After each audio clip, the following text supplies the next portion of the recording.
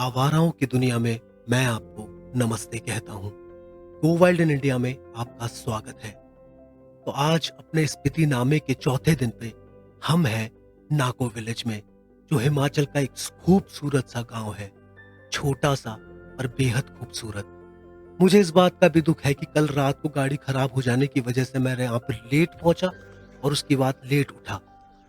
अफसोस की बात है कि मैं नाको विलेज को कवर नहीं कर पा रहा हूँ, पर वादा है एक बार वापस बर्फ के मौसम में यहाँ आऊंगा। यहाँ की खूबसूरती को अपने कैमरे में उतार सकूंगा। वादा है नाको विलेज से। मगर फिलहाल हमारी मंजिल है काजा, जहाँ पे हमको स्पीति के बड़े पहाड़ों को पार करके जाना होगा। तो लीजिए, हम निकल गए हैं नाको से। नाको भी खुद स्पीति का एक हिस्सा है और हमारा स्पीति का आज ये पहला दिन था जब हम स्पीति की वादियों में हैं। हम जा रहे हैं ऊपर टाबो की ओर और की मोनेस्ट्री की तरफ है। देखते हैं हमें क्या देखने को मिलता है। यहाँ पर आप आए तो थोड़ा टेस्ट करा के आए, थोड़ा ध्यान रखें क्योंकि यहाँ पे हवा बहुत हल्की है और आपको सांस लेने में काफ़ी तकलीफ आती है, तो ध्यान रखिए। आप ज़रा नज़ारे देखिए। हम इन पहाड़ों में रात को लगभग 10 किलोमीटर ऊपर चढ़ गए थे, मैं और डॉक्टर साहब, और मैं आपको कह रहा था कि मैं आपको खूबसूरती नहीं दिखा पा रहा हूँ क्योंकि अंधेरा इतना गुप्त था। मगर अब हमारी जर्नी, ये खूबसूरती वापस चालू हो गई है। ज़रा देखिए, ऊपर तक बर्फ है। स्पीति नामा के इस सफर में मैं आपको मिलवाने जा रहा हूँ 600 साल पुराने उस बौद्ध भिक्षु से, जिसकी गांव वाले आज भी चर्चा करते हैं। माना जाता है कि उनके दांत पड़ रहे हैं और जो सेल्फ ममिफिकेशन का एक शानदार नमूना है। वीडियो में बने रहिए। गो वाइल्ड इन इंडिया।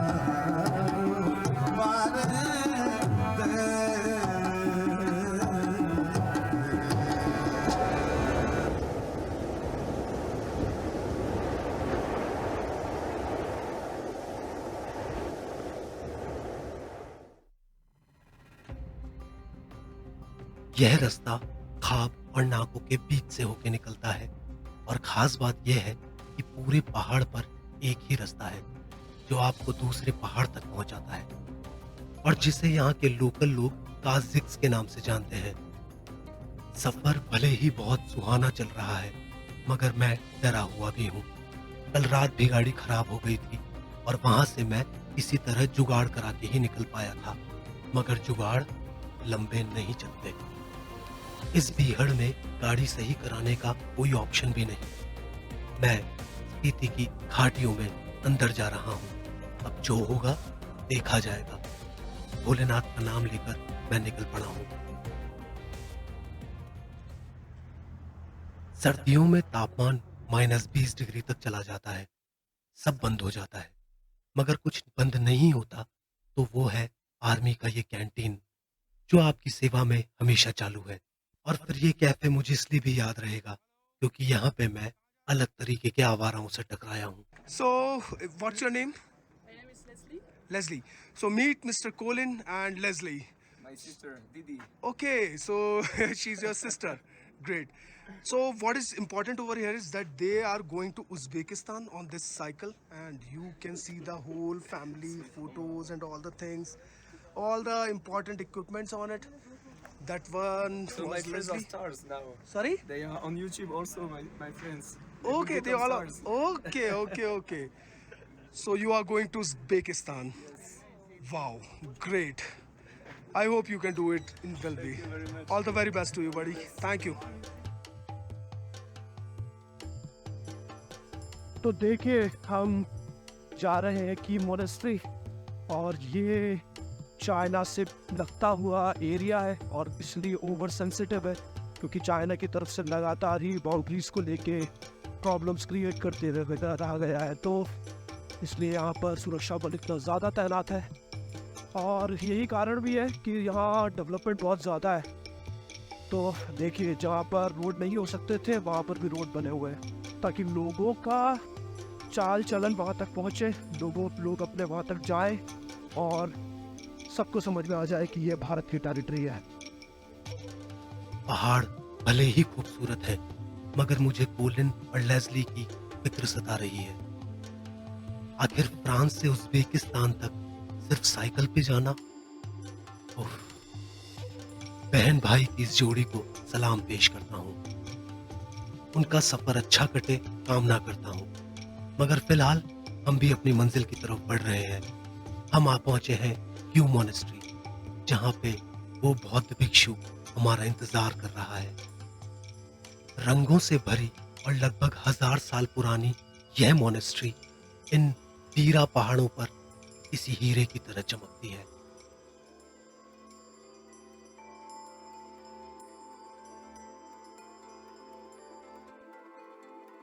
अपनी शान बिखेरती इस मोनेस्ट्री का रिकंस्ट्रक्शन चल रहा है, मगर खास बात यह नहीं, खास बात यह भी है कि 1975 में एक अर्थक्वेक आया। भारतीय सेना ने सफाई अभियान चलाया और खुदाई में उन्हें एक चेम्बर मिला, या कहूं एक स्तूपा, और मिले तेंजिंग सांगा, जो एक बुद्धिस्ट मॉन्क थे। लोकल लोग आज भी यह मानते हैं कि वो मरे नहीं हैं, बल्कि डीप मेडिटेशन में हैं। मिलिए तेंजिंग सांगा से, जिनकी कहानी का सिर्फ अनुमान ही लगाया जा सकता है, मगर असलियत कोई नहीं जानता। मगर जान पाए हैं कार्बन डेटिंग से तो सिर्फ ये कि यह 600 साल पुराने हैं। मैं खुद से पूछने पर मजबूर हो गया हूँ, क्या योग शक्ति इतनी ताकतवर है? तो स्वागत है आपका गुए मोनेस्ट्री में। हमने इसको छोटा सा कवर किया, निर्माण अभी भी चल रहा है। और पीछे वहाँ सामने वहाँ पर एक मम्मीफाइड एक व्यक्ति है जो बहुत पहले तपस्या में लीन थे और फिर बहुत बर्फबारी हुई, वो दब गए। फिर काफ़ी टाइम बाद जब बंकर खोदने के लिए आर्मी यहाँ पर आई, तब उनको वापस निकाला गया और यहीं पर स्थापित कर दिया गया। तो गुई मोनेस्ट्री ट्रिप बहुत अमेजिंग चल रहा है। आगे जा रहे हैं दूसरी मोनेस्ट्री को कवर करने। बने रहिए गो वाइल्ड इन इंडिया। तो जिन लोगों को लगता है कि महिलाएं क्या कर रही हैं, जरा देखिए। क्या शुभ नाम है आपका? शुक्ला शिल्पा। आप यहाँ पर क्या कर रही हैं? मैं स्पीति घूमने आई थी। आप, अगर मैं गलत नहीं हूँ तो आप होंडा एक्टिवा पे हैं। हाँ। आपने सारा लगेज वगैरह बांधा हुआ है इस पे, और आप होंडा एक्टिवा पे आप स्पीति घूमने चली आई। आपकी हिम्मत को दाद देनी होगी। शुक्रिया शिल्पा जी। Thank you. शिल्पा जी गुजरात से है और एक ट्रैवलर है जो गाड़ी से, चंडीगढ़ से गाड़ी लेकर स्पीति आई है और पूरा सर्किट मार रही है, ठीक वैसा ही जैसा हम मार रहे हैं। तो महिलाओं जिन्हें लगता है कि आप कुछ नहीं कर सकती, शिल्पा जी आपके लिए प्रेरणा स्रोत है। रफ रास्ते पे भी गाड़ी 45 पे चल रही है, मेरी और शिल्पा जी के बीच। वो एक एक्सपर्ट ड्राइवर है।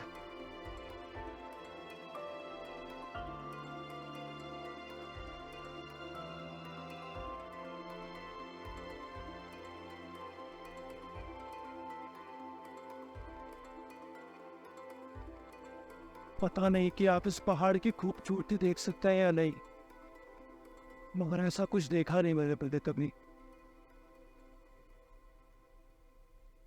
आंखों पे यकीन नहीं होता। अच्छा, हेलमेट सभी के पास है ना? अच्छा, और अपनी सेफ्टी रखनी है, मतलब ओवर स्पीड में नहीं चलना है, कम स्पीड से चलना है, कम से कम स्पीड पर। और जहाँ कच्चा रास्ता है वहाँ तो 10 की स्पीड से चलना है। दोनों सवारी बैठी होंगी अब मैक्सिमम एक ही है। दिक्कत तो होगी। अब तक तो रास्ता अच्छा ही चल रहा था, मगर न जाने क्यों पुलिस वाले अंकल जी ने हमें रोककर आगे के निर्देश दिए हैं। बोला है कि गाड़ी ध्यान से चलाना, रास्ता ज्यादा खराब है। पर मैं उन्हें अपने दिल की बात नहीं बता पाया कि रास्ते से डर नहीं लगता साहब, डर लगता है गाड़ी खराब होने से।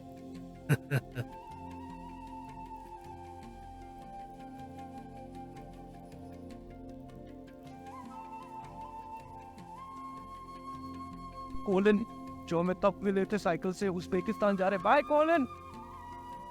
वो अब आ गए अपनी बहन के साथ, इनकी बहन पीछे, लेस्ली पीछे चल रही है। नहीं, बल्कि लेस्ली आगे चल रही है। वो देखिए, इतने विशाल पहाड़, और हम इन दोनों पहाड़ों के बीच में चीरते हुए उन सफेद पहाड़ों के पास नीचे जा रहे हैं, जहाँ सर्दी बहुत ज्यादा होगी, टेम्परेचर काफी कम होगा। आंखों पे यकीन नहीं होता कि मैं ये सब देख रहा हूँ। दूर दूर तक बस ये सूखे बीहड़ पहाड़ है, और इन्हें बीचों बीच से चीरते हुए हमारा पूरा कारवां। हम पहुंच गए हैं टाबो, और यही वो जगह भी है जिसे पिन वैली कहा जाता है। पिन वैली एक नेशनल पार्क भी है, और यही वो जगह है जहाँ पे स्नो लेपर्ड मिलते हैं।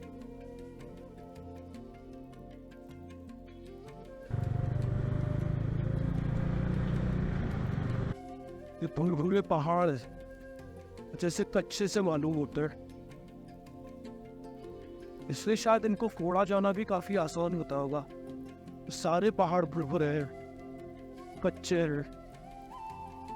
पहाड़ों का रंग गहराता जा रहा है और प्रकृति पीछे छूटती जा रही है, और हम चलते जा रहे हैं। और साहब जो पुलिस वाले थे, उन्होंने रोक के सबको इंस्ट्रक्शन दिए थे कि आगे रास्ता काफी खराब होगा।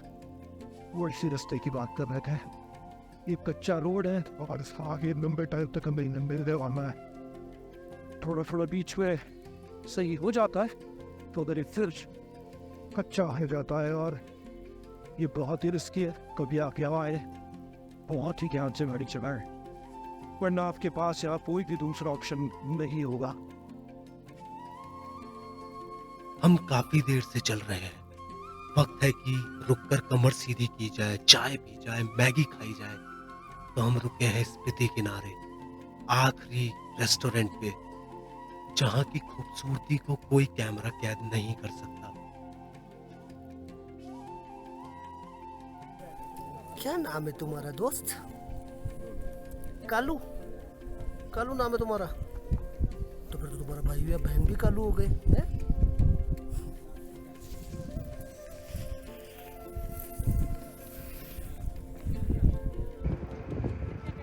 जरा पहाड़ों के इन पैटर्न को तो देखिए।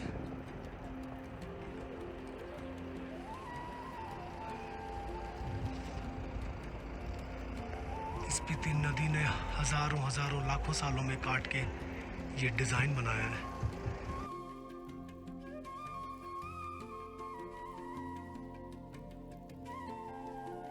हम अब जा रहे हैं धनकार मोनेस्ट्री। ये लगभग 7.5 किलोमीटर का जिगजैग रोड है, और बहुत तीखी चढ़ाई है। तो लीजिए, स्वागत है आपका धनकार मोनेस्ट्री में। क्या बात है, और यहाँ लोग वॉलीबॉल खेल रहे हैं। बच्चों को वॉलीबॉल खेलते हुए मैं भी खेलने के लिए लग जा गया हूँ, मगर मेरा लालच इस खेल से बड़ा है, और मैं आ चुका हूँ धनकार मोनेस्ट्री। यह मोनेस्ट्री या मठ लगभग 1000 साल पुराना है, और इसकी नींव रखने वाले लामा का नाम था धनकार जोम्पा। उन्हीं के नाम से बाद में इस मोनेस्ट्री को नाम दे दिया गया। इतने विशाल पहाड़ों में भी धनकार को कई दूर से देखा जा सकता है।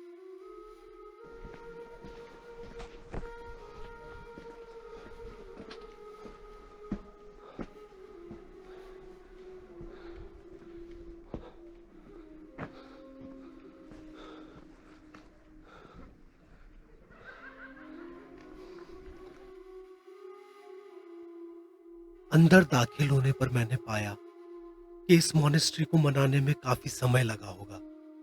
कई तलों में इसको बनाया गया है, या कहूं कई फ्लोर्स में। आज भी कई रूम्स हैं जिसमें आप बैठकर मेडिटेशन कर सकते हैं।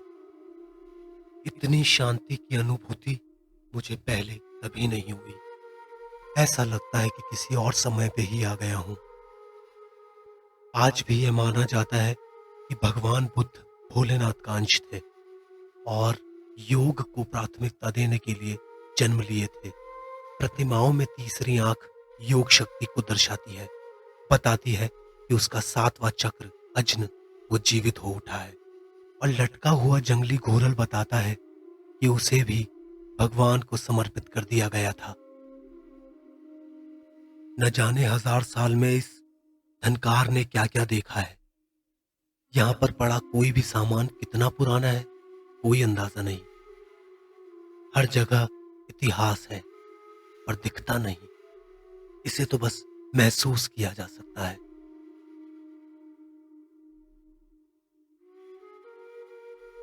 इस गांव में आज भी खेती होती है, मगर वो सारा अनाज वो सिर्फ बौद्ध भिक्षुओं के लिए है।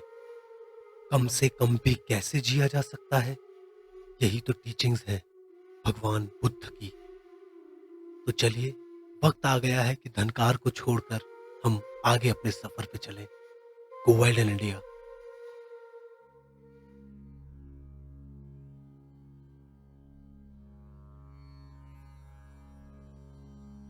हमें बताया तो यही गया है कि ये रोड भी ताज़ा ही उतरता है, रोड बहुत ऑफ है, और हमें दिख रहा है वो दूर तक वो वहाँ से उतरता हुआ रोड वापस से शायद हाईवे पे उतर जाए।